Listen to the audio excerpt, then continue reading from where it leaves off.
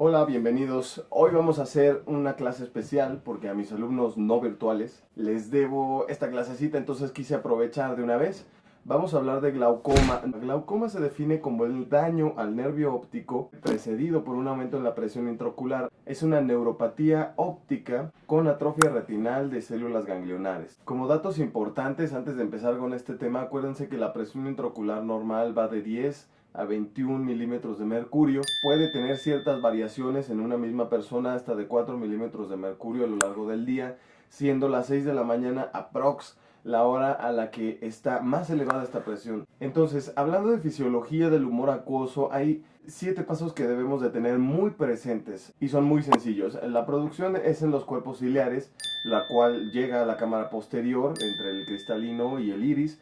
Posteriormente viaja a través de la pupila hacia la cámara anterior, después a través del trabéculum, el canal de Schlemm y las venas epiesclerales. Por lo mismo, ahora que ya tienen esa referencia específica de la fisiología, la podemos dividir en pretrabecular, intrabecular y posttrabecular.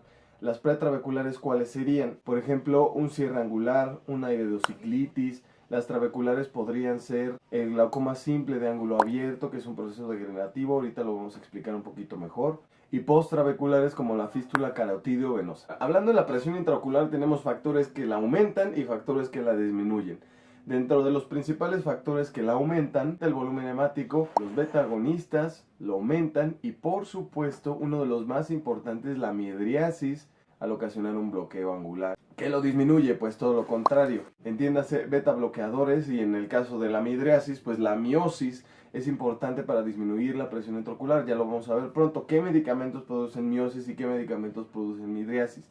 Miosis, pilocarpina, midriasis, atropina, ¿ok? Así, con que se aprendan esos dos, yo creo que ya tienen garantizado un gran porcentaje de posibilidades en lo que les van a preguntar. Ahora, niveles de presión intraocular.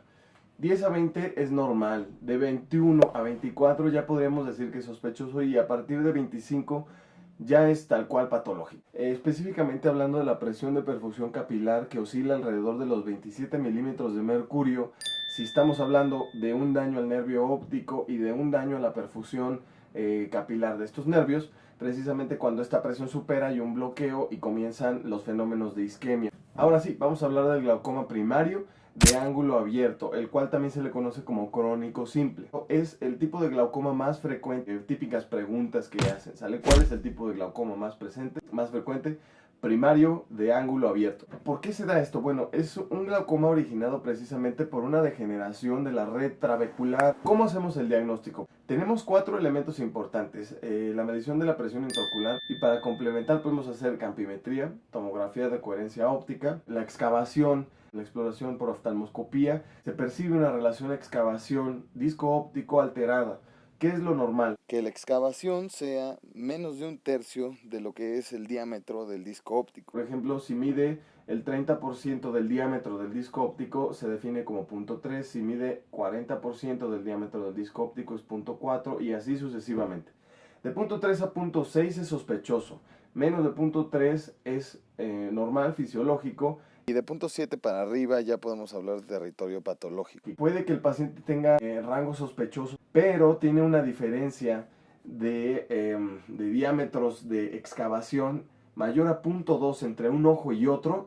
Eso también es considerado patológico. Ahora, específicamente hablando de la afección campimétrica, tenemos unos hallazgos muy exquisitos. El paciente tiene una pérdida de la visión periférica. Después vamos a tener el estadio en el que están los escotomas. Tenemos dos. El escotoma pericentral de Jerrum Y el nasal es de Ron. Según yo así se pronuncian, no me juzguen si los estoy diciendo mal, por favor, discúlpenme.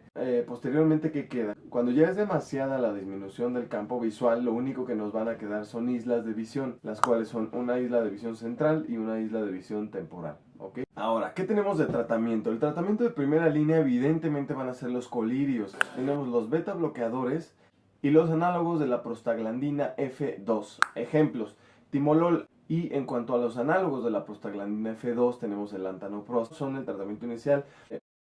Otras opciones que podemos agregar, agonista alfa-2 adrenérgico, pilocarpina y dorzolamida. ¿Cuáles son mis otras opciones? Ya procedemos a la cirugía. Tenemos primero la trabeculoplastía láser y si no funciona tenemos la trabeculectomía, quirúrgica, ¿ok? Ahora vamos a proseguir con glaucoma de ángulo cerrado. Este es un tema también padrísimo. La raíz del iris hace contacto con la periferia de la córnea. ¿Qué pasa con la midriasis? El iris se abre, imagínense como si fuera un acordeón, y entonces aumenta su volumen, digamos, anteroposterior. ¿Qué pasa? Pues tapa el ángulo y además puede haber un bloqueo pupilar, que es lo que les estoy ilustrando, pues creo que aquí o si no aquí.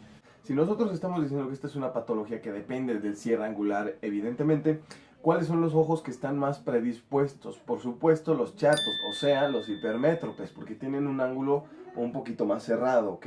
Esto se describe como un ataque agudo. ¿Qué lo va a ocasionar?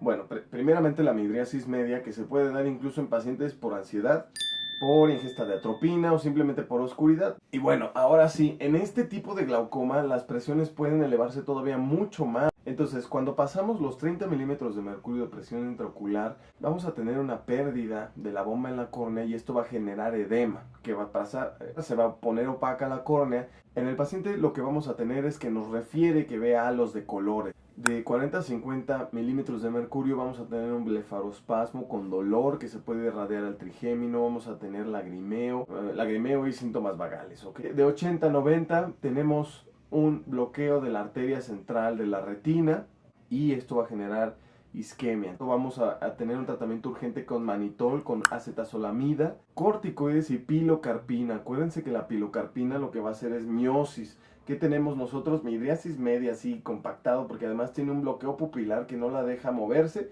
Y lo que vamos a hacer es romper ese bloqueo con una pilocarpina para hacer miosis, ¿ok? ¿Y cuál es el proceder? Iridotomía bilateral. Ahora vamos a tener un pequeño repaso de glaucoma congénito y secundario. Esto es muy rápido, pocas preguntas pueden venir de esto. Si algo les preguntan de glaucoma, es probable que sea de lo previo. ¿Cómo vamos a dividir el glaucoma congénito? Puede ser aislado, puede ser asociado a una patología ocular, o puede ser asociado a una patología sistémica, o puede ser secundario, ¿ok? Entonces, el aislado, ¿qué es lo que les van a preguntar? Pues, ¿qué es lo que lo ocasiona? ¿Y qué es lo que lo ocasiona? Son restos de la membrana de Barkham. Asociado a enfermedades oculares como microoftalmos, microcórnea, lo cual me lleva al secundario, que puede ser por rubiola congénita. Y en relación a las enfermedades sistémicas, por ejemplo en Marfan y en von Hippel-Lindau, ¿ok? Y la clínica, vamos a tener una miopía axial, acuérdense, miopía axial con buftalmos. Vamos a tener megalocórnea, que se define como una córnea con un diámetro de más de 12 milímetros. ¿Cómo se hace el diagnóstico? Con tonometría, gonioscopía y biometría, que va a medir los ejes del ojo. Y el tratamiento es quirúrgico, es goniotomía, ¿ok? Así de fácil. Y el secundario, pues pueden ser un millón de cosas. Aquí les voy a poner las más importantes, dentro de las cuales figura, por supuesto, el facogénico, o sea, que viene del cristalino, que puede ser por una catarata madura que crece y aplasta el ángulo, por una hipermadura que suelta pedacitos y se atrapan en la red trabecular. El inflamatorio, precisamente ocasionado por uveitis, que genera sinequias, incluso pueden ser sinequias posquirúrgicas. Trauma, por supuesto. En cuanto a los medicamentos, irónicamente los corticoides también, y obviamente los midriáticos. Y el vascular, que se divide muy sencillo en neovascular y en venoso, que es neovascular obviamente por obstrucción, y en venoso, que es, por ejemplo, fístula carotidiovenosa o, por ejemplo, en Sturge-Weber. Y listo, ya terminamos. Entonces, de los alumnos no online, el próximo lunes les doy los apuntes, no se preocupen. Y de los que son online, si quieren los apuntes, mándenme un mail y se los mando, ¿sale? Sin broncas. Suscríbanse si no están suscritos todavía. Vamos a empezar a subir más videos con más frecuencia ahorita que tengo un poquito más de tiempo. Y igual ahí está la página de Facebook para que la chequen, también hay tips muy puntuales, ¿sale? Entonces, cuídense mucho, estudien, estamos a muy buen tiempo, les va a ir muy bien. Y saludos, y saludos.